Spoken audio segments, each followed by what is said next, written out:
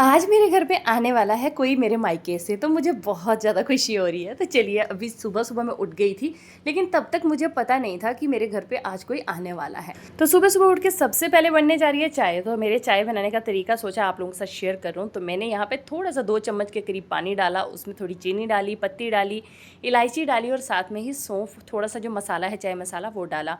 उसको अच्छे से भून लिया और भूनने के बाद उसमें दूध डाला। ऐसे चाय ना बहुत ज़्यादा टेस्टी बनती है, ज़रूर ट्राई करना एक बार। तो चाय हमारी यहाँ बन चुकी थी और फिर मैंने और देवरानी ने, हम दोनों ने चाय पी ली थी। और पीने के बाद ना मैं थोड़ी इतनी मस्ती करती रहती हूँ उसके साथ, यहाँ मौका मिलता है तो। फिर उसके बाद मैं आ गई दोबारा किचन में नहा धो के, और अब मैं लग पड़ी हूँ बनाने आज का ब्रेकफास्ट।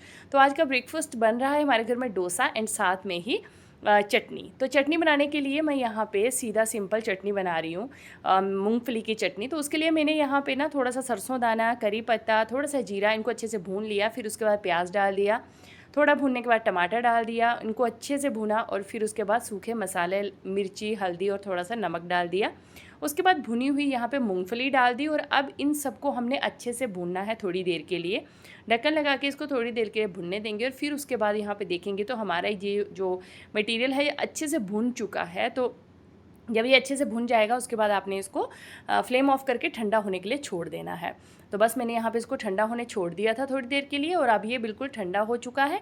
और अब हम इसको ग्राइंड करने स्टार्ट करेंगे। तो यहाँ पे मुझे अभी ही जस्ट थोड़ी देर पहले फ़ोन आता है कि हम आपके घर आ रहे हैं। तो मुझे बहुत ज़्यादा खुशी होती है। तो आज कौन आने वाला है हमारे घर पे, बस अभी आपको आगे मैं बता दूँगी व्लॉग में। तो उनके आने से पहले मैं जल्दी जल्दी यहाँ पे चटनी बना रही थी, क्योंकि उनको आने में थोड़ा टाइम था। तो अभी मैंने आधी ही चटनी बनाई थी, तब तक मुझे फ़ोन आ जाता है। तो मैं चटनी को छोड़ के चली जाती हूँ उनको लेने के लिए। तो घर से निकलती हूँ, सीधा जाती हूँ नीचे रोड में, मतलब इस तरह से गली से निकल के रोड वाली साइड में जाती हूँ। तो थोड़ा सा ही आगे पहुँचती हूँ और देखती हूँ कि वो बंदे बिल्कुल हमारे घर के सामने आ चुके हैं। फाइनली बहुत खुशी हो रही है कि मेरे मायके से कोई तो आया मेरे घर पे, बहुत ज़्यादा अच्छा लग रहा है। So I am feeling very very very happy. तो फाइनली आया कौन है हमारे घर पे, चलिए उनसे मैं आपको मिला देती हूँ। तो ये है मेरी बुआ की, सबसे बड़ी वाली बुआ की बेटी हैं, जिनकी शादी मेरे घर के थोड़ा दूर ही हुई है। मतलब 5-10 मिनट लगते हैं इनके घर में और मेरे ससुराल में, इनके ससुराल में और मेरे ससुराल में। तो ये मेरे घर के पास ही हैं। लेकिन प्रॉब्लम ये होती है कि जब भी मैं यहाँ आती हूँ, तो मैं छुट्टियों में आती हूँ, तो वो अपने मायके जाती है छुट्टियों में। तो हम लोग कभी कभी मिल पाते हैं, लेकिन मिलते रहते हैं। तो फिर इस बार मैंने बोला कि मेरे को फ़ोन करने लगी, मैं इधर आ रही हूँ। तो मैंने कहा चुपचाप मेरे घर आ जा।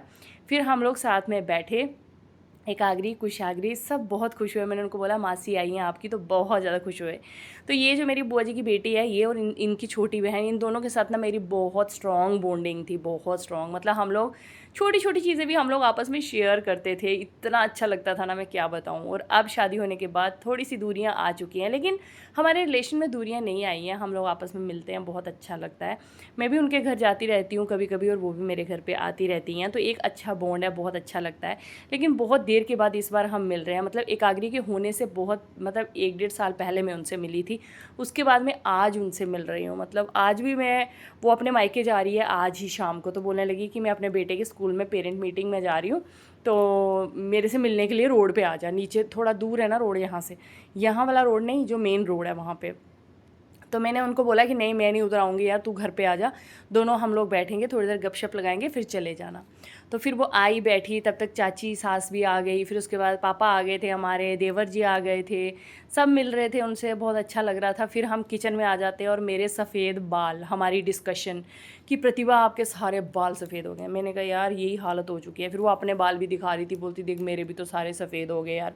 मैंने कहा कोई नहीं यार, कुछ लोगों के बाल उम्र के साथ सफ़ेद हो जाते हैं, कुछ लोगों के टेंशन से सफ़ेद हो जाते हैं।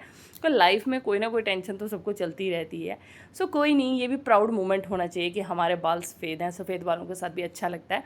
तो मैं यहाँ पे चटनी छोड़ के गई थी ना, वहीं से मैं दोबारा चटनी बनाना स्टार्ट कर दी, और वो मेरे पास किचन में खड़ी हो गई। बोलने लगी यार तू पहले काम ख़त्म नहीं कर सकती थी, ख़त्म कर लेती तो हम दोनों साथ में बैठते गपशप लगाते। तो फिर मैंने उसको बोला यार नहीं, मैं पहले, मतलब मुझे इतना पता ही नहीं था कि वो आ रही है, मुझे थोड़ी देर पहले पता चला, अदरवाइज़ मैं काम ख़त्म कर लेती। तो आज तो किसी ने भी ब्रेकफास्ट नहीं किया था अभी। तो फिर मैंने उसको बोला कि तू यहीं पे बैठ यार मेरे साथ, तो दोनों हम लोग साथ में गप्पे मारते हैं और साथ में मैं खाना बनाती हूँ। जबकि हमारी किचन में ना गर्मी बहुत ज़्यादा हो जाती है, किचन तो कोई भी हो यार, गर्मी तो होती है किचन में। फिर मैंने जल्दी से चटनी बना ली और डोसा बैटर इतना अच्छे से फूला था ना कि क्या बताऊँ, बहुत ज़्यादा अच्छा। मतलब डोसा बैटर गर्मियों में बहुत अच्छा फूलता है, मतलब इतना अच्छे से फूल जाता है ना कि डबल हो जाता है साइज़ में। जब भी मैं बनाती हूँ बहुत अच्छे से डोसा बैटर फूल जाता है। लेकिन बस इसमें पानी ऐड नहीं करना चाहिए, पानी ऐड कर लो ना ज़्यादा तो फिर वो तवे के साथ चिपकना स्टार्ट कर देता है। जो आपका डोसा बैटर की कंसिस्टेंसी आप पहले ही उतनी रखो कि फूल के जो सिर्फ बनाने के लायक हो। तो बाद में अगर पानी ऐड कर लोगे ना तो उसको आपको छोड़ना पड़ेगा थोड़ी देर के लिए। अगर इंस्टेंट उसी टाइम पानी ऐड करके बनाओगे ना तो वो चिपकेगा तवे के साथ। तो यहाँ पे वो बैठी हुई थी तो देवरानी भी मेरी किचन में आ गई, तो बस मैंने यहाँ पे आलू का मसाला भी बना दिया और फिर उसके बाद मैं डोसे बनाना स्टार्ट हो गई थी। मैंने कहा सबको एक एक देते जाते हैं ब्रेकफास्ट और साथ साथ में ही मैं जल्दी फ्री हो जाऊँगी तो फिर उसके साथ बैठ के थोड़ी देर गप भी लगा लूँगी। तो बस हमारी यहाँ पे कहानियाँ चल रही थी छोटी छोटी, अपनी पुरानी बातें और नई बातें कि अभी कैसी ज़िंदगी है, क्या करना चाहिए। मुझे बोल रही थी कि तू परेशान मत हुआ कर यार, तू क्यों टेंशन लेती है, हम सब हैं ना, तू सोचा मत कर, बस इंजॉय कर अपनी लाइफ को। और मैं उसको बोल रही थी, मैंने कहा यार मैं सोचती नहीं हूँ, बस कभी कभी ऐसा होता है ना कि इमोशंस बाहर आ जाते हैं तो वो चीज़ें मैं बस शेयर कर देती हूँ। बोलती मैं तुझे देखती हूँ तो मुझे अच्छा नहीं लगता है कि तू ऐसे परेशान होती है। मैंने कहा यार नहीं, मैं परेशान नहीं होती, बट प्रॉब्लम सिर्फ इतनी होती है ना कि अपने माँ बाप से बंदे का मन करता है कि यार 1 महीने में 2 बार मिल के आओ अपनी माँ से, ऐसा मन करता है। लेकिन जब आप साल-साल 2-2 साल 3-3 साल अपनी माँ को देखते ही नहीं हो तो फिर वो अजीब-सा। ऐसे तो हम वीडियो कॉल कर ही लेते हैं, लेकिन वो चीज़ होती है ना कि एक सामने बैठना, बात करना, एक-दूसरे के साथ अपनी फीलिंग शेयर करना, वो चीज़ मिस हो जाती है ज़िंदगी में। और फिर वैसे भी एक एक मेरे को तब से बड़ा शौक लगा है जब से मेरे दादाजी चले गए, एक्सपायर हो गए।